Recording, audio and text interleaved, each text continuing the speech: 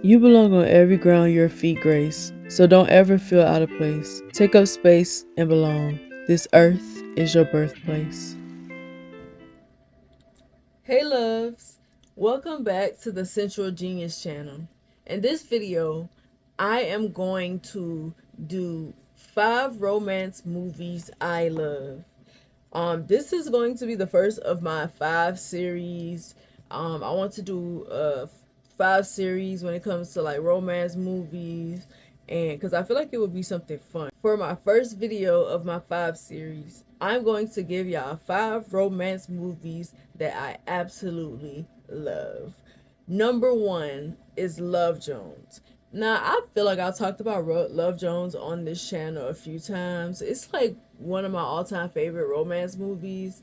Because you cannot tell me that I'm not Darius Love Hall. Because I too am always urgent. Everything is always urgent with me too when it comes to love. I love you now. I'm hot, I'm fiery, I'm giving. I want to be in the throes of love right when we get in it. And then after a little while I cool down. I cool down after a little while and you kind of get a break. Probably won't like it, but that's just the Libra in me. I don't feel like Darius Love Hall is hot and cold in the way that I think I am. I feel like Darius Love Hall was just a lover boy. Like he just wanted the what he pictured as successful black love. And he just so happens to meet Nina, and she was very hot and cold to me. She was more toxic than him in that movie, but that's not what this video is about. That's I'm gonna save that for my deconstruction videos. But the reason why I really love Jones is because it's pretty much the ideal love story.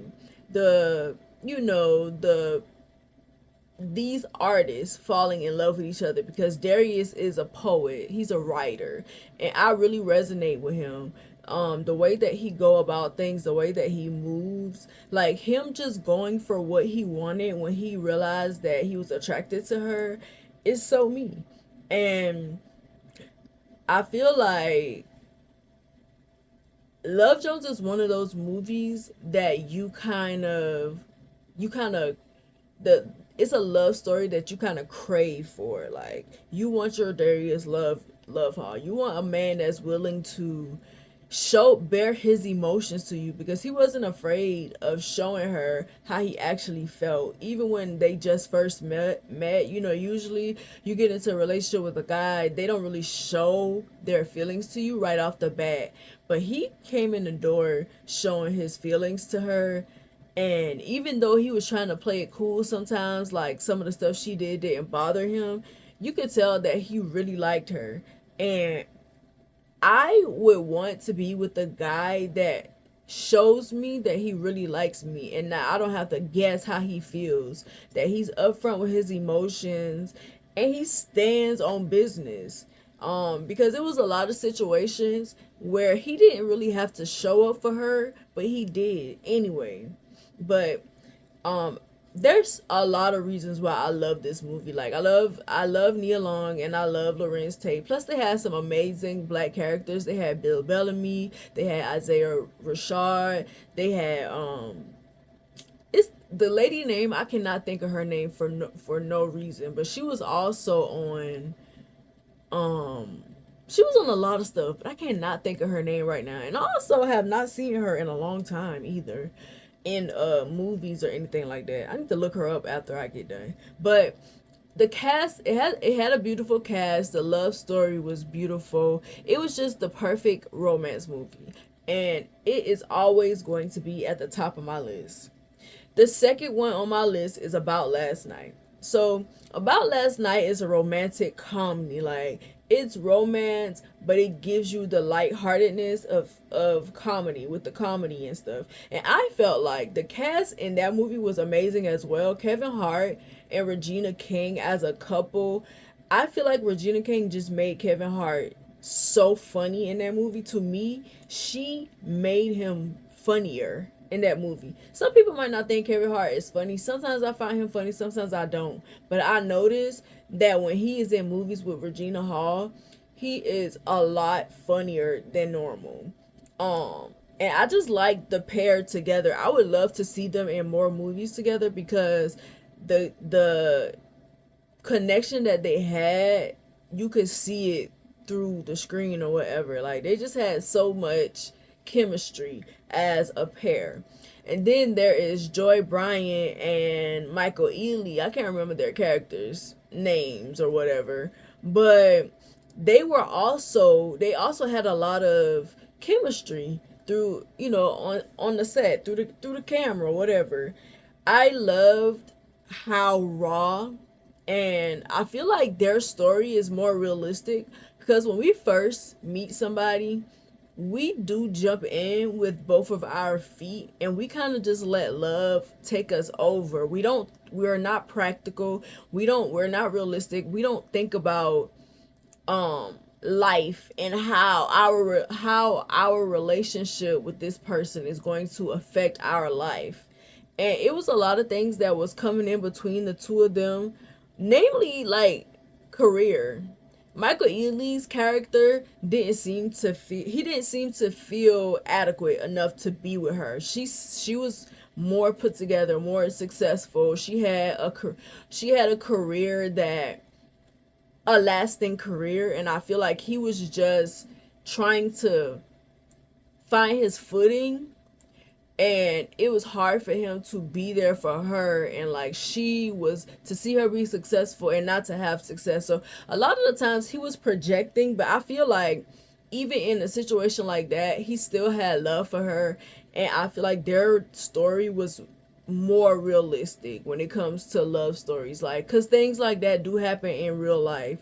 And the fact that they were able to come back around to each other is what made the movie a lot better. Because yeah, sometimes you jump into a relationship quick and you jump in with somebody that you think that you love, and you want to be with them, like they moved in together right away and did all of that, but you don't stop to think about how life is going to affect your relationship and if you're ready to deal with it. And there were times where they would get over things, and there were times where they were not ready to deal with what life was throwing at them.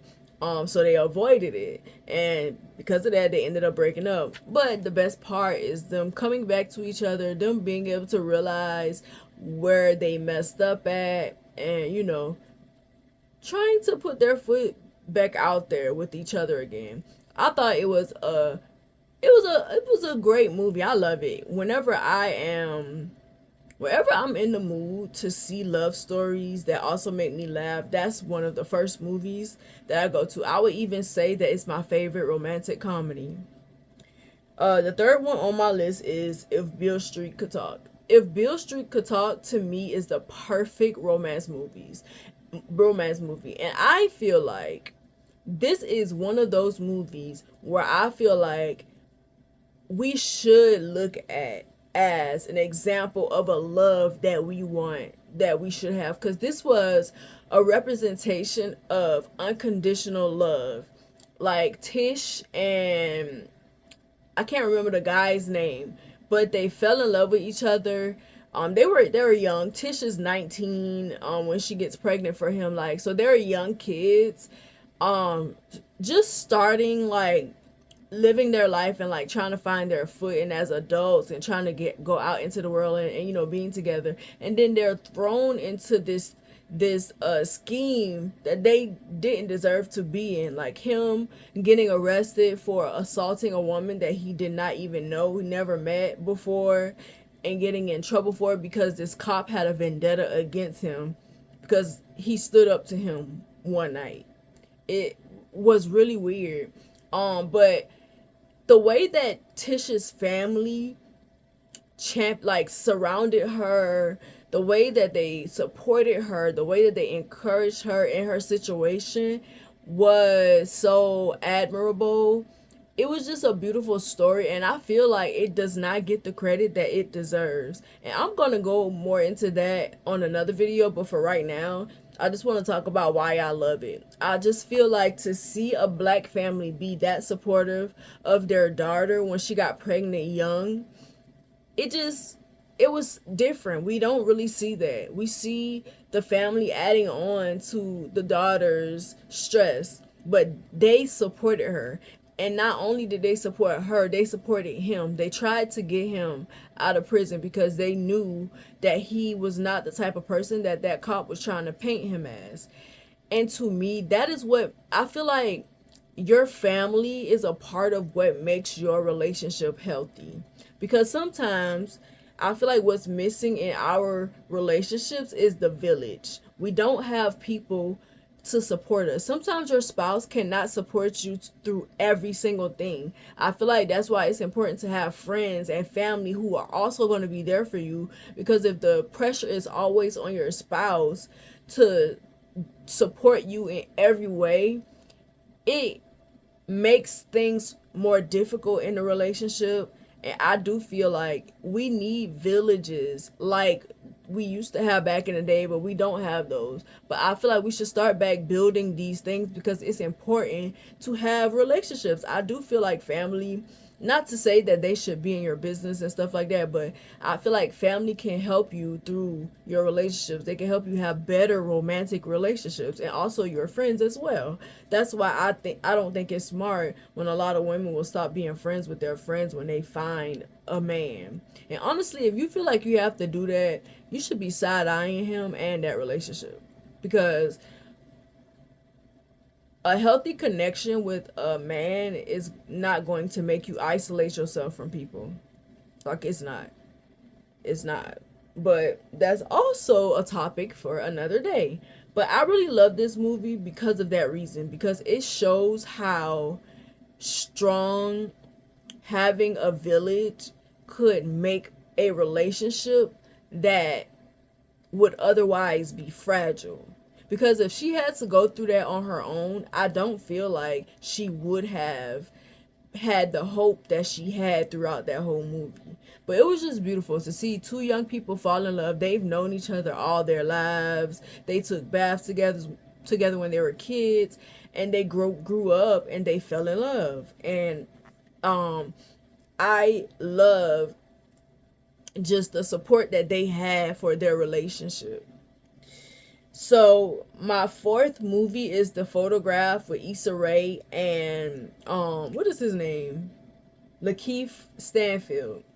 The Photograph is also one of those positive examples of a black relationship that I feel like if you're going to model your romantic relationship after something, I feel like The Photograph and If Beale Street Could Talk are those examples that I don't see nothing wrong with doing that. But I feel like this was one of those coincidental things, like, or one of those things that seemed like fate. It was fate for them to meet the way that they met, because they met by chance. Basically, she finds out that the man who raised her was not her biological dad. Her biological dad kind of told her, like, him and her mom just decided that it was best that they kept it from her or whatever. Her mom ends up dying, and she finds this photograph of her mom and this man, and she's curious about who it is. So she's like, I think she asked her dad about it. But I also think her mom left her a letter telling her that the guy that raised her was not her biological dad, and that's the somebody else was her biological dad. So she wanted to kind of meet the man or whatever. But her and Lakeith ends up connecting through that because he was working on a story. I can't remember what it was about or whatever, but I think, was it New Orleans that they went to, Louisiana, somewhere over there where her mama was from, to find the man. And this is how she meets him. She meets her biological dad through working with Lakeith's character. So because of the way that they met through work, through their jobs or whatever.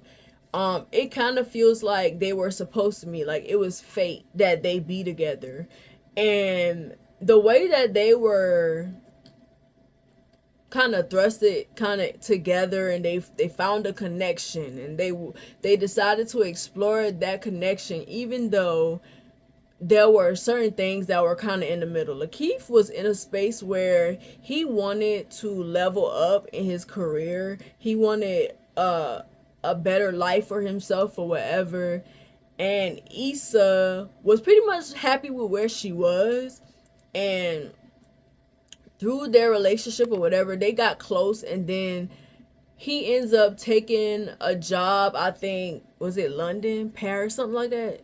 I think it was specifically Paris that he went. I don't know. I have to watch the movie again because I don't remember everything that happened, but I really love it because, to me, I like realistic examples of relationships in movies. And to me, this was realistic, how career can get in the way of your relationship with somebody. Like, maybe y'all are going in two different directions when it comes to career, and both of y'all are success, and it makes it harder when both of y'all are successful and y'all are getting these opportunities and they're taking y'all apart, and having to decide if you are going to try to make this relationship work. Most of the times we decide not to take the chance because we don't want things to be harder than they have to be.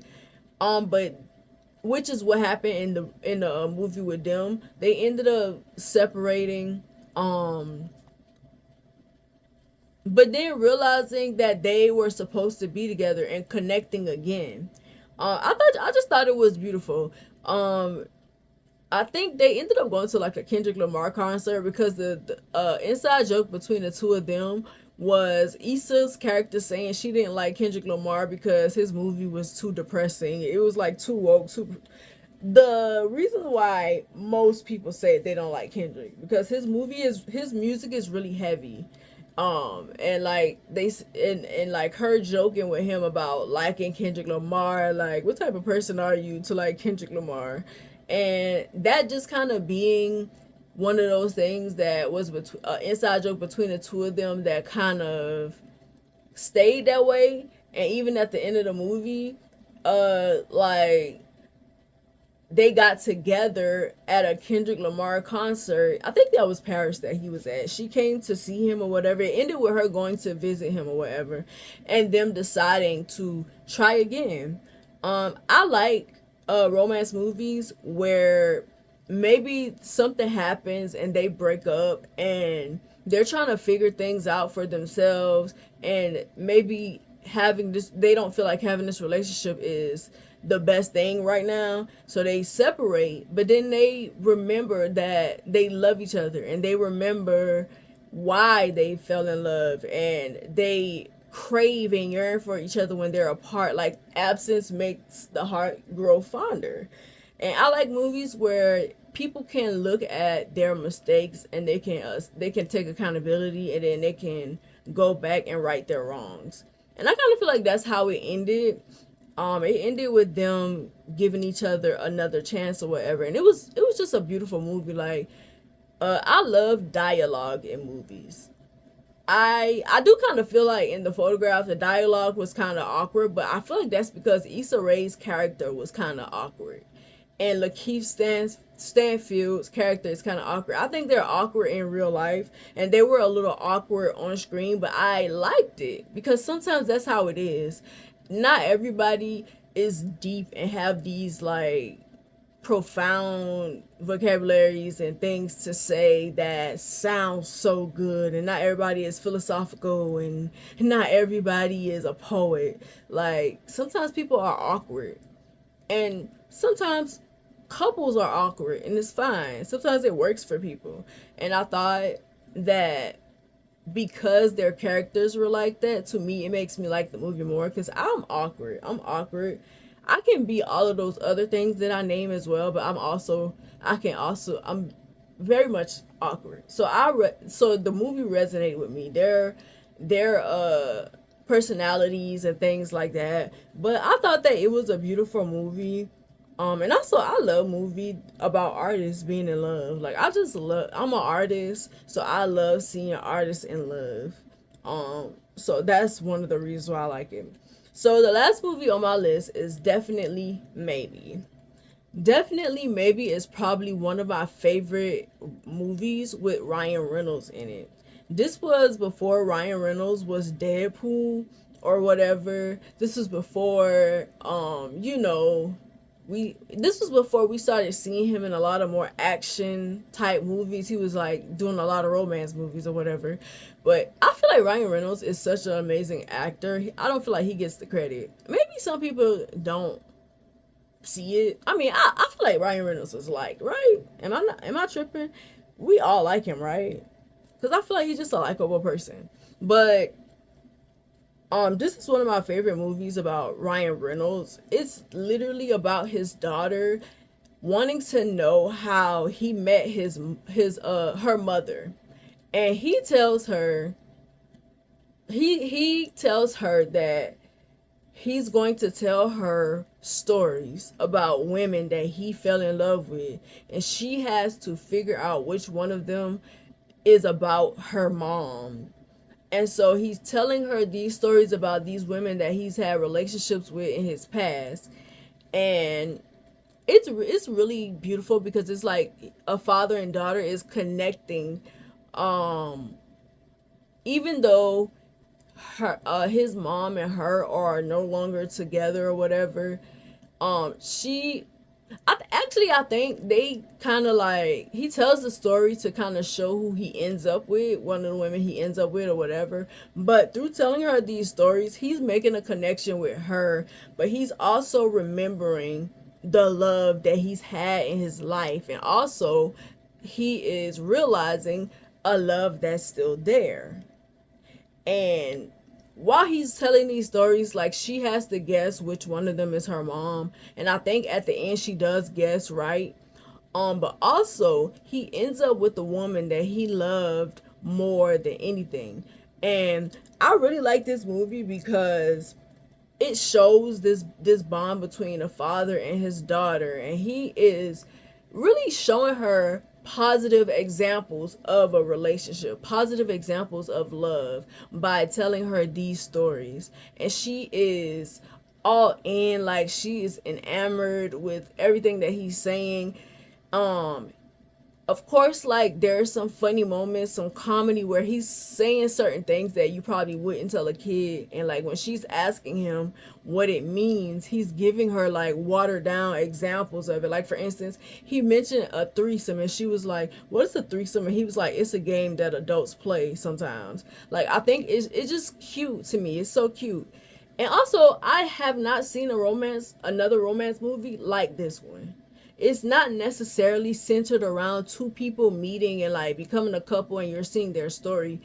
It's centering a father giving his daughter positive examples of love by telling her stories about his past. Not saying that everything that he told her was like positive and great and he just such an amazing person. No. I feel like positive examples of love is relationships where there may be difficulties, but the people respect each other and they love each other and they have compassion for each other, and all of those things, they remember all of those things when they deal with the situation, and they're able to work it out. um and they're able to recognize when something is wrong and when something is right, when something is healthy and when something is unhealthy. That's what I think is a positive.